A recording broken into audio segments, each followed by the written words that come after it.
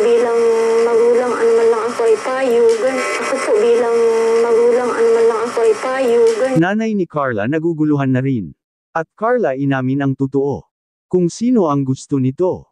Magandang araw sa inyong lahat mga kalingap, sanay hindi nyo po makalimutan na mag-like sa video na ito. At paunawa tapusin muna ang kabuuan ng video na ito mga kalingap at para malaman ang nilalaman nito. At maraming salamat po mga kalingap sa pagpatuloy na pagsuporta lalo na kay Kuya Val Santos Matubang at Kalingap Rab. Carla inamin na ang totoong nagustuhan. Nanay naguguluhan na rin. Pero bago yun mga kalingap ay atin munang pag-usapan mga kalingap ang patungkol sa dalawang tambalan ng jump car mga kalingap na palaging inaabangan at para maibsan naman ang mga stress ng taga-suporta ng jump car. Naguguluhan ang nanay ni Carla mga kalingap dahil sa kanyang anak na palagi nga itong si Carla na makapagsabi sa mama niya na uuwi na lang ito sa bahay nila at gustong-gusto ni Carla na doon na lang ito magstay sa bahay nila mga kalingap.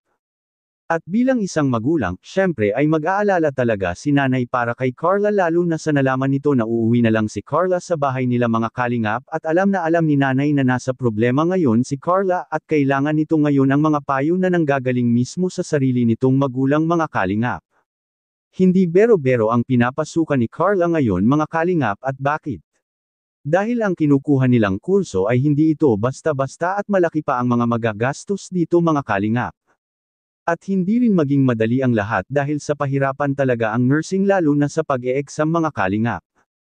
Kailangan talagang dito elalaan ng gusto at e-google ni Carla ang kanyang oras. Dahil hindi na pwede sa nursing na kurso mga kalingap na ang hindi magre-review sa mga bawat itinuturo ng kanilang guro mga kalingap. At kung may boyfriend man si Carla ay maaring makaabala pa ito sa kanyang pag-aaral. Kaya nga ay naipagsabi ko na ito dati pa mga kalingap na hindi talaga maging okay at maging madali ang lahat kung si Carla ay makapag-umpisa na sa kanyang pag-aaral sa kolehiyo. Dahil maraming mga darating na hindi aasahang mga gawain sa paaralan na mahihirapan ka talaga ng husto mga kalingap.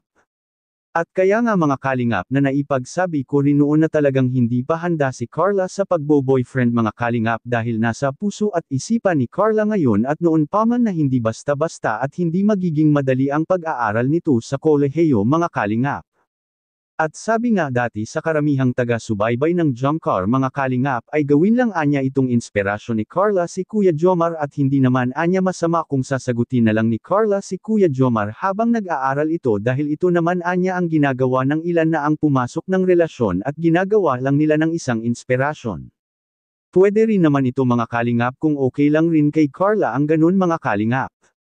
At kamakailan nga lang sa pagsubok ni Kuya Jomar sa kanyang panliligaw kay Carla ay nabibigo nga ito mga kalingap na sagutin ni Carla dahil hindi pa talaga handa si Carla sa isang relasyon at nakafocus lang ito sa kanyang pag-aaral ngayon mga kalingap.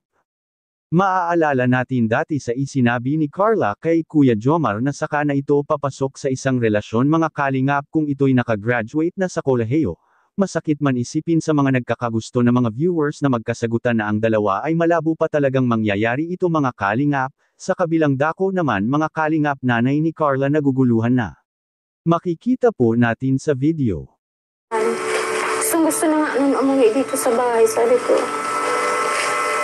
paalam ka kay Kuya Murag, ikaw ang bahala kung ano magiging desisyon mo kasi di naman ako mag-aaral, ikaw naman. Ikaw man naman ang mahihirapan, hindi naman kami.